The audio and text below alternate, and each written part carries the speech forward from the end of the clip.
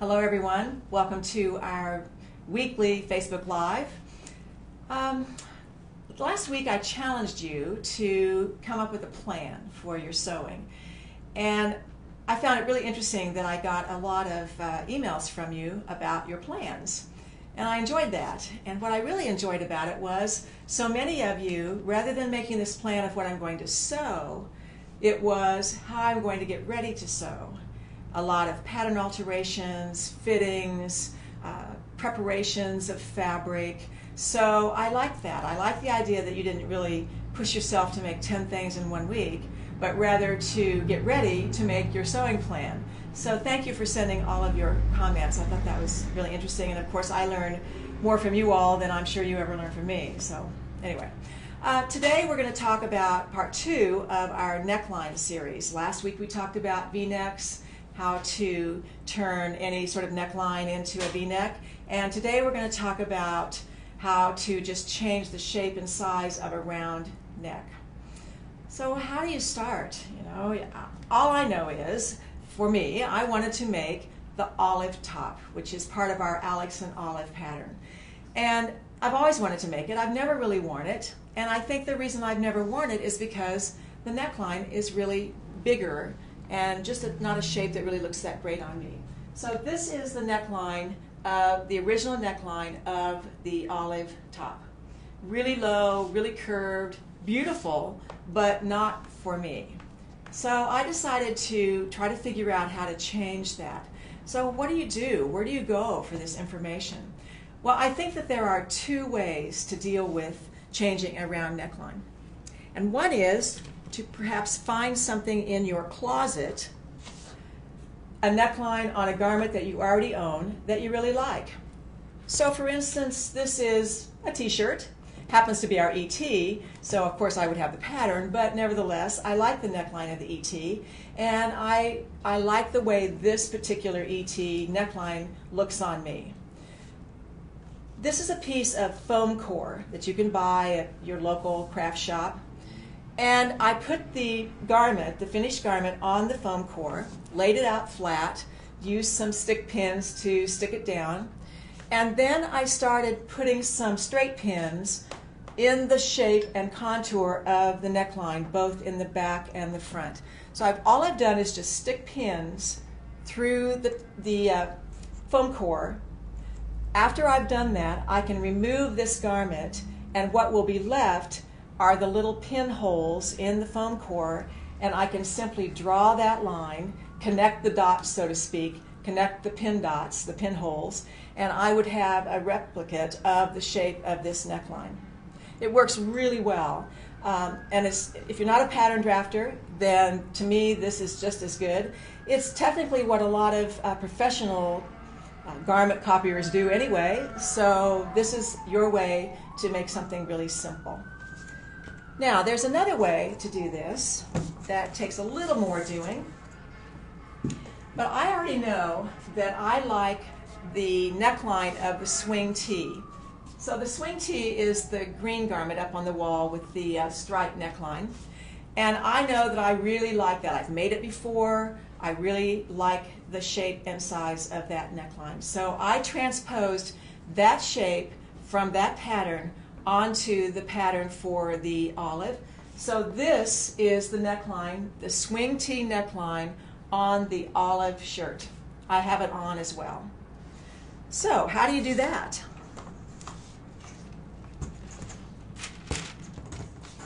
All right. You start by tracing the neckline of the swing tee. So just trace your pattern, just the upper part of it, and trace the neckline. And then you trace the neckline of the olive, or whatever pattern you're going to use. So the black line here indicates the tracing of the olive top. So I'm going to line this up so that the center front lines up and the shoulder lines up. kick this so it falls over here. I don't really care what's happening to the sleeve, the arm's eye, the side seam, or whatever. I'm lined up at the center front and the shoulder. And now all I have to do is trace, and that's with the red line, the tracing of the swing tee. I thought it was interesting that the swing tee was exactly the same shape, just brought in. So that's another way to think about this. If you like the general shape of a neckline, but it's just not close enough to your neck, you could just measure a distance. This is just by happenstance, really, that this happened to be like this way. But nevertheless, you could either trace a completely different shape, or you could measure away from the original line a certain distance and connect those lines. So the back. I'm going to take this down now and put it back where it was. So my red line is my new cutting line. So how do you do the back? I've drawn a pencil line across here at 1 1/4 inch. That's 2 5/8 inch seam allowances, so that I can just overlap my shoulder seams, lining up the cut lines of the shoulders.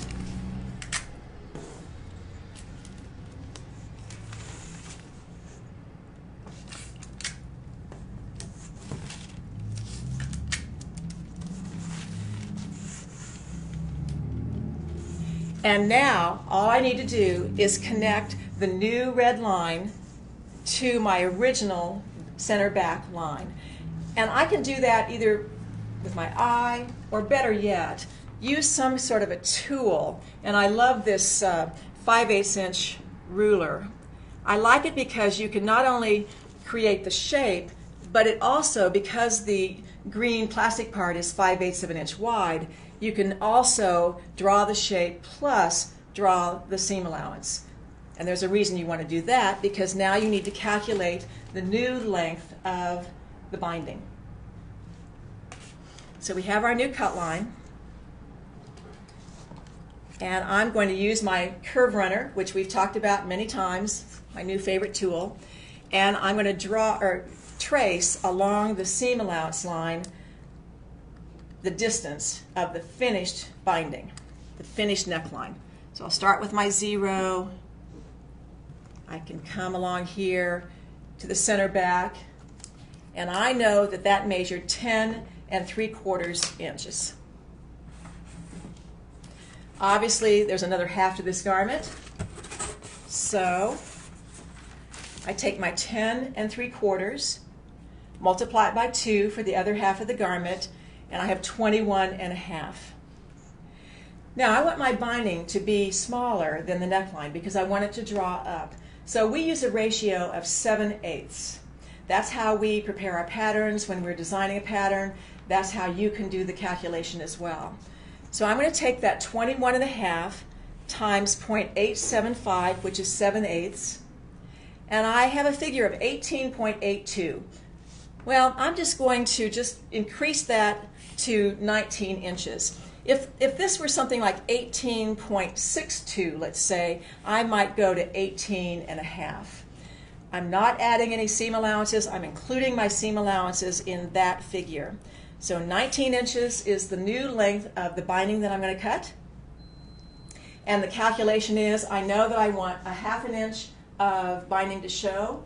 I want a 1/2 inch that's going to go on the folded back side of that, plus 2 seam allowances. So that is 2 1/4 inches wide. So I'm going to bring this a little bit closer and let you look at it, maybe take a screenshot if you need to. Is that good enough? Yeah, all right. So my binding is now 19 inches long by 2 1/4 inches wide. So that's all you have to do. Either copy a garment or superimpose a neckline that you like from another garment onto the pattern that you want to make. All right. So a couple of other little pointers when I was making this garment. I made both of these olive tops in what I call tissue knits, so they're very drapey, very lightweight, and have a tendency to stretch out on the hanger or on your body as well. So I like to stabilize my necklines, and I like to do that with a knit stay tape. So I don't want this tape to be so rigid that it sort of hangs the garment up. I want it to have a little bit of stretch to it.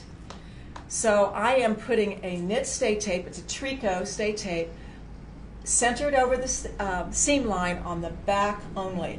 You only need it on the back, you don't need it on the front, just the back. So that when I sew my shoulder seams together, I'm going to be catching that. It's a fusible stay tape, so I have fused it down, and now when I stitch the seam allowances, it'll be stitched through the stay tape as well, so it's there for good.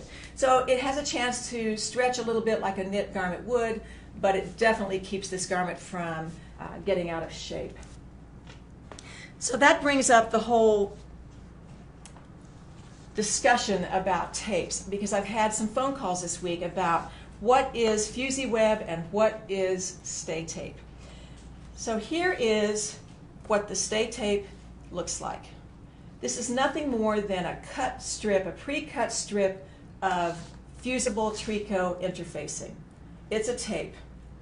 It's one side fusible, and you can fuse it down to stabilize a neckline, a shoulder, or anything that you think is going to be really a problem for stretching out.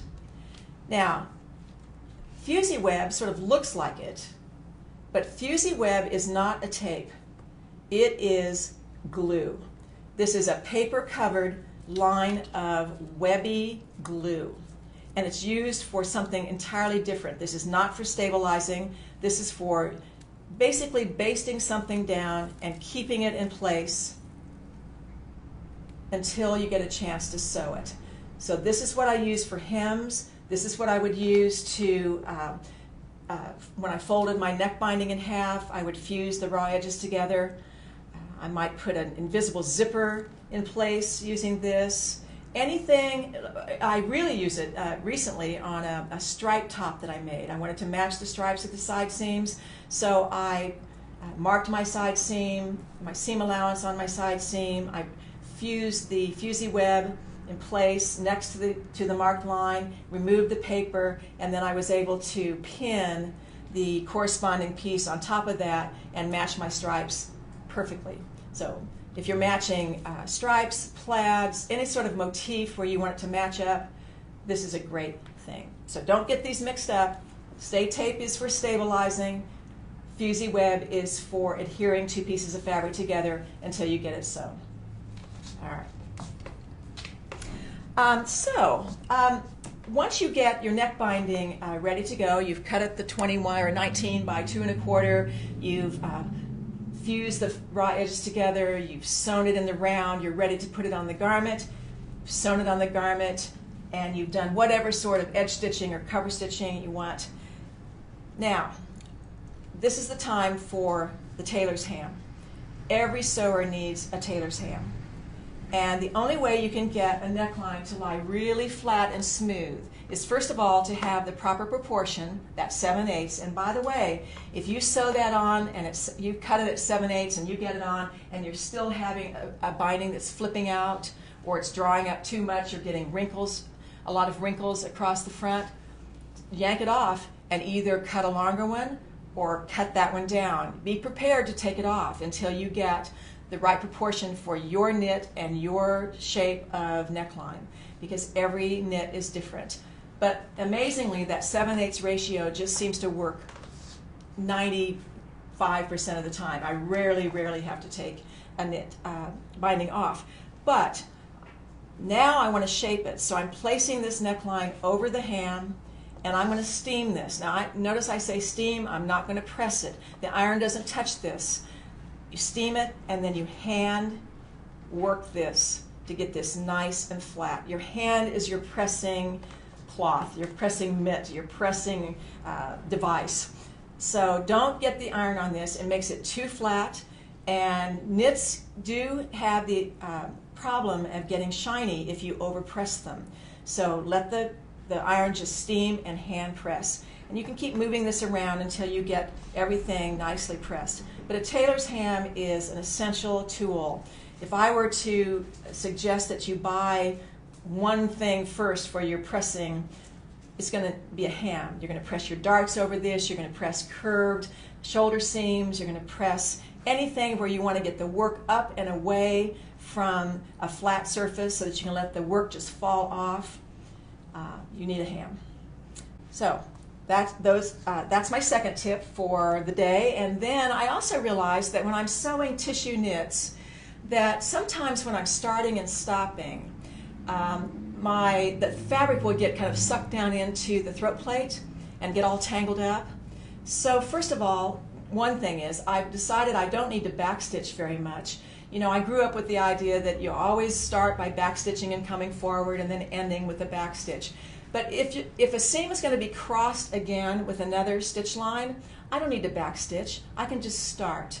But I also will take some of my pattern tissue and put a little square of that under my work, between the work and the throat plate, and then things will just start smoothly, and I can tear away that paper really quickly. It just sort of falls away, and I don't get that hang up at the beginning and the end of the seams. So 3 tips. Stabilize the shoulders, use your tailor's ham, and don't do very much backstitching unless you really are coming to an edge that's the finished edge of something. All right, I'm going to talk about some one more thing. We have this device that to me is I don't know, is this the first thing you need or the second thing you need? I'm not really sure. Probably the second thing you need. You need the tailor's ham first, and then you need a tailoring board. So this has a flat surface for pressing. It has all kinds of curves for pressing seams open. But what I really like about this is this section is the ham holder. Not everybody knows what this inner curve is, but it's a great ham holder. Ham holders are sort of hard to find, and the ones that I own from a long time ago are kind of clunky. So this is an all-in-one device. These are hard to find these days, and in fact they were designed, I think, and made originally by June Tailor Company. The June Tailor Company still exists, but they're not making these anymore. So we make them here in Topeka, Kansas, and they're beautifully made. And so check out our website for these, because you're going to want one of these. All right, so let's talk about, one more thing. Don't forget about my Sewing Knits from Fit to Finish book. All kinds of tips for sewing knits, putting on necklines and bindings, how to divide the bindings into quarters, and that's one thing I want to talk about. Because this neckline is a little more acute right through here, I actually gave this a little more stretch from about here to here, right through there, so that right there in the center front, that binding didn't want to flip out. So I gave it a little more stretch right through there. All right. And then we also have a tutorial called Sewing Fashion Knits, which is part of our Sew Confident series, but you can buy the tutorial as a single. And it goes through all of the things that I talk about constantly. I feel like a broken record, you know, using polyester thread, using a walking foot, how to apply bindings, how to sew through meshes and laces. It just covers the whole gamut of how to sew on knits. So you might want to check out that tutorial. All right, let's look at some fabrics. So when I made the olive top, I don't know if you can see this or not, but it normally has a diagonal seam starting here into the left side, and it normally has a seam. It's like the seams have been torqued and twisted. But it also normally has a zipper down the back and this little cutout. Well, I just decided I didn't want to do that. You know, I wanted to make a pretty quick top. So I eliminated the seam in the back that would normally have the zipper, and I eliminated that hole, and I just connected the side seams, which created this nice little diagonal. So this is a little, you know, it's a t-shirt with a twist. I also shortened the sleeve, and the sleeve length is 12 inches, so it goes right to my elbow, which I like. So I turned what normally has some interesting details to it into a more traditional t-shirt. But this fabric right here actually comes like this in what I'll call panels.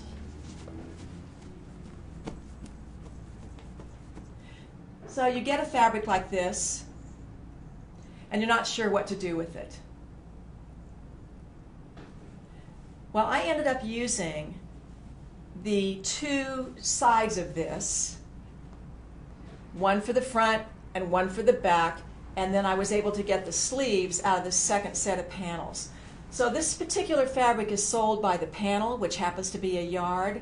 So you would need 2 panels or 2 yards to make this garment or most longer t-shirts. You could get a shorter t-shirt out of 1 yard, but anything with a longer sleeve or a little bit longer garment, you're going to need 2 panels or 2 yards.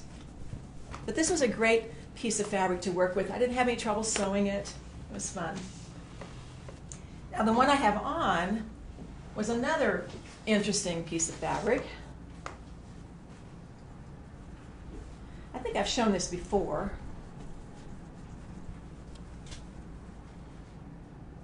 But look how this has 2 borders. Well, how do you deal with this? Do you use these borders vertically? Do you use them horizontally? If you use them horizontally, doesn't that mean you cut this out on the cross grain?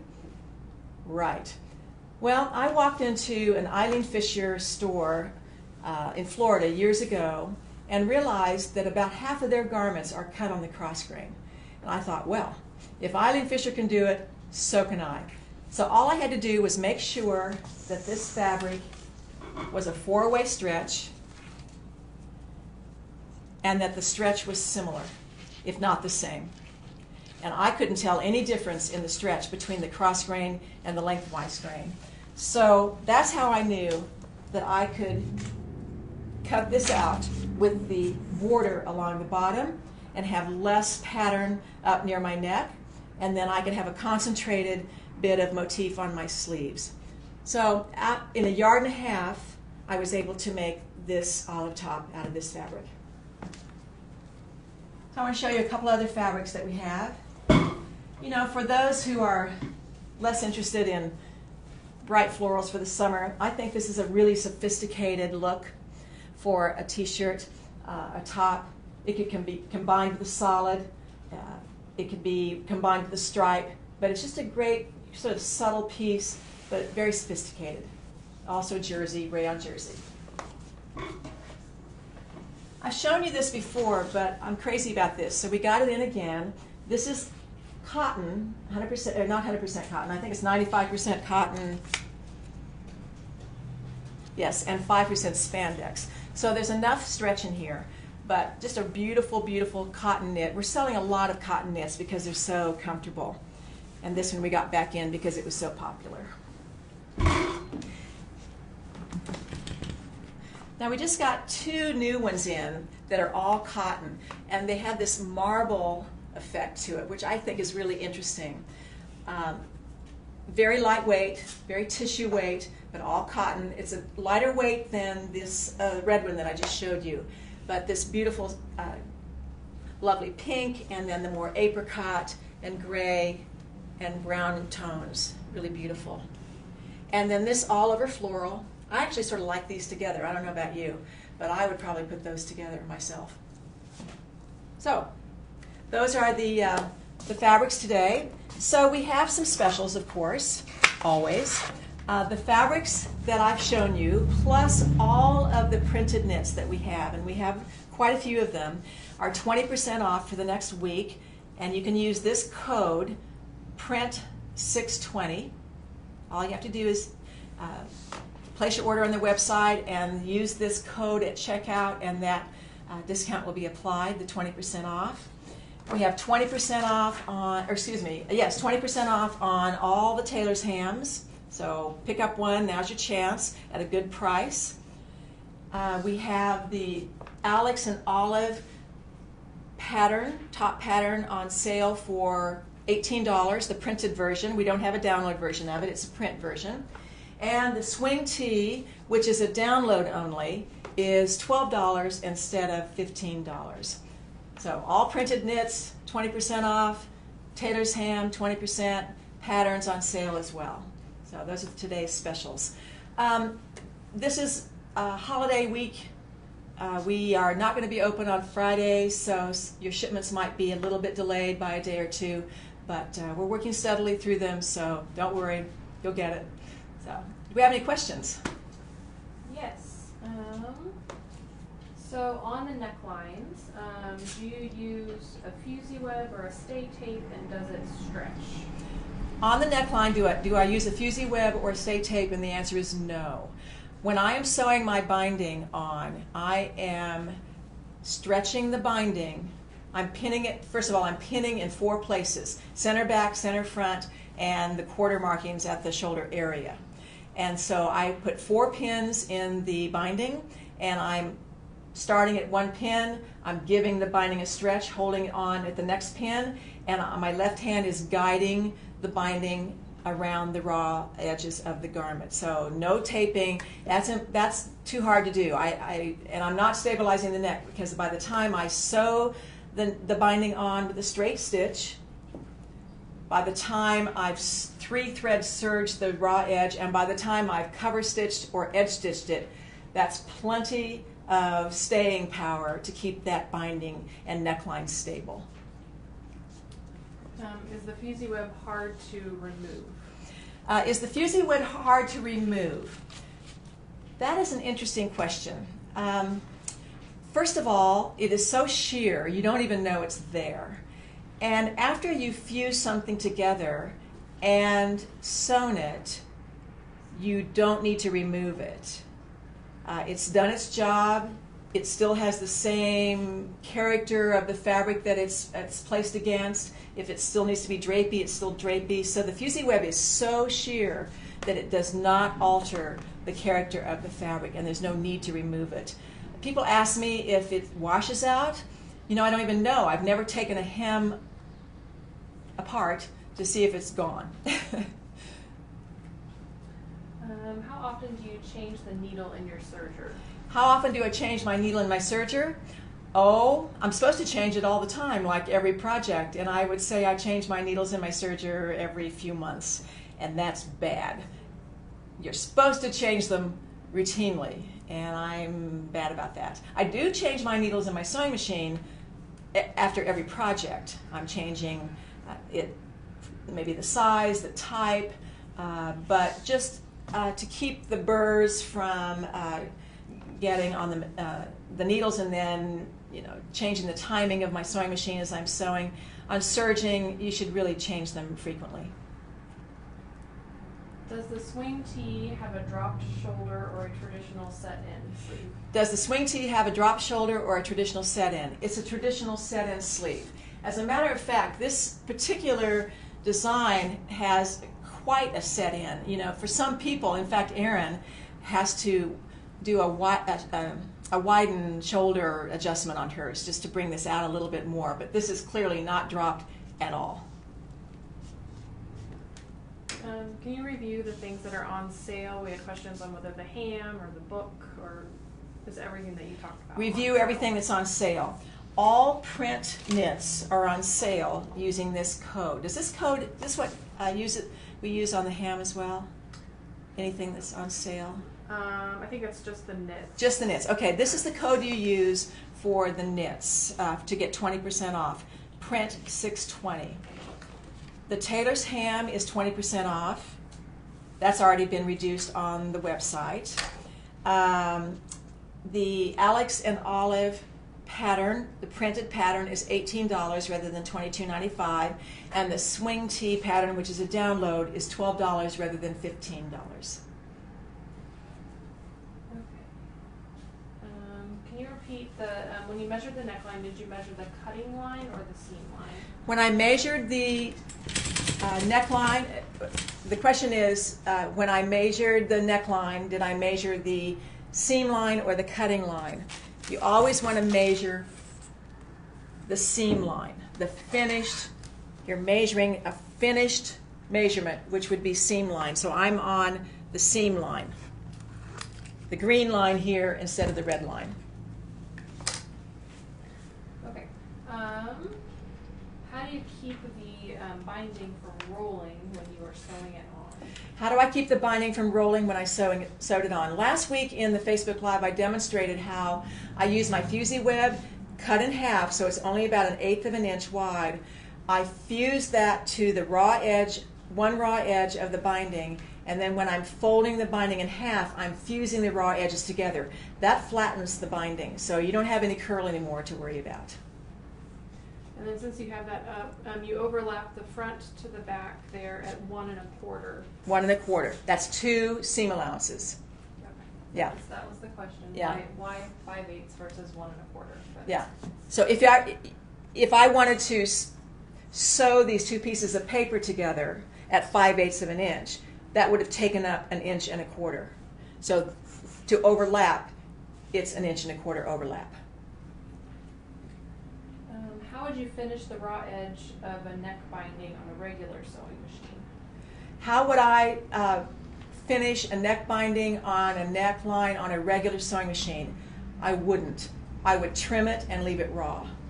There's not a stitch on a sewing machine that will replicate an overlock serger line, and zigzags and blind stitches and all that are just not going to work. So I would just trim it close and leave it raw. I prefer a boat neckline. I understand there are some secrets to making this neckline shorter or tighter. Can you explain this, please? The question is, she prefers a boat neckline. There are some secrets to making it shorter or what now? Tighter. Tighter. I don't know if that means like making sure it's laying flat. Oh, okay. Many times on a boat neck, I will take my tissue and pinch the pattern tissue right at the center front and maybe the center back. Usually more on the center front, particularly if you're more collapsed right here, which many of us are. So you pinch the tissue, or you take tiny little tucks in the tissue to get rid of the excess fabric. You also could take your stay tape. Kind of depends on the fabric. If you're using a knit, this is a great idea. You could take your front, let's say, and put it on your ironing surface and just draw it up just a little bit and then stay it with the fusible, so you've made it smaller. Put the fusible right over the seam line, center it over the seam line, the amount that you brought it in. There is something on called Stay Stitch Plus. That's a Sandra Betsina trick where on wovens you can put your finger behind the presser foot, and as you sew, you're inhibiting the fabric from feeding through, and it sort of draws things up. I don't use that very often. I would probably try to manipulate it better with a stay tape. We had a couple questions about knits being too thin. Can you maybe talk about the weight of these, and would you also use lightweight ponte? There's a question about some knits being too thin, and would I use ponte? Absolutely. I think that's really a personal choice. The fabric that I have on today is very thin, and I like it because it's a summer weight, it's cool, I like the way it drapes. Viscose knits, many viscose knits tend to be fairly thin. The 2 marbled cottons that I have in back of me for cotton are about as thin as I've ever seen, very tissue weight, very thin. But Erin has made this olive top in a ponte, and it's beautiful. It has less drape, but the structure of it really enhances the structure of this asymmetry of the garment. So I have no problem with making anything in a ponte, really. I think the weights of what you select are truly just personal.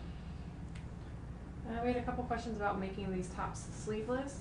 The ET, the olive. Questions about making these tops sleeveless, the olive, the ET, the swing tee. Absolutely. If I were to leave the sleeves off, then I would be binding the arm's eyes using the same technique as the neckline, only instead of a 7/8 ratio, it would be more of a 1-to-1 ratio. But I would bind the arm's eyes, armholes, like I would the neck. I wouldn't do a facing in a knit. I wouldn't try to turn something to the inside. I wouldn't just turn it and stitch it because that's not going to hold. I think it needs a binding. Now the binding can be narrow or wide. I think 1/2 inch would be the max. It could be as little as 1/4 inch and still be fine too. Do you have any tips for cutting very thin knits? Do I have any tips for cutting very thin knits?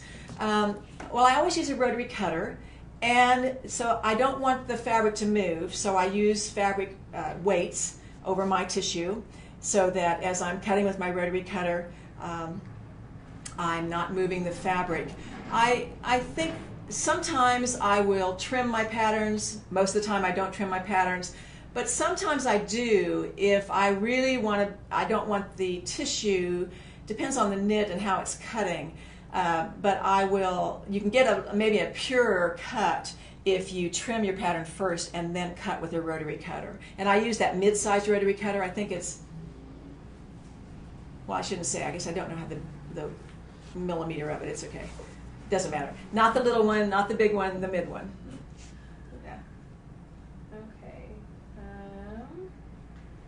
Can you show the math again for the binding? The math again for the binding is, and we could also take a picture of it and post it in the comments if that would be helpful as well. right, we can take a picture of it, we'll post it in the comments. Okay, so you have measured the circumference of the neck, and you only have 1/2 a pattern, so I've measured 1/2 of the neck at 10 3/4, so I've multiplied that by 2 to get the complete circumference at 21.5 inches. 21.5 times 0.875 is 7/8 ratio of 21.5, and that is 18.82. I've rounded that up to 19. This figure is going to differ for every size, every garment, every style, every shape. So don't assume that this 19 is universal for all necklines. But that's how you get to that number. Okay, let's see one more question. I ordered a double fold binding attachment for my cover stitch machine. Do I do the math for the binding? She ordered a binding attachment for her cover stitch machine. Do you do the math for the binding? Well, I've never used that tool, and I suspect that you would use the same ratio. I don't know why that would be different, but I've personally never done it. But the math makes sense to me that it would be the same 7/8 ratio no matter how you attach the binding, whether it's with a tool or a sewing machine, or I don't know. That's interesting. I didn't even know that existed. So there you go. I learned something today. See, I told you I'd learn something every time. All right. Well, if there's any other questions, we can answer them in the comments. Yeah. So. Any other?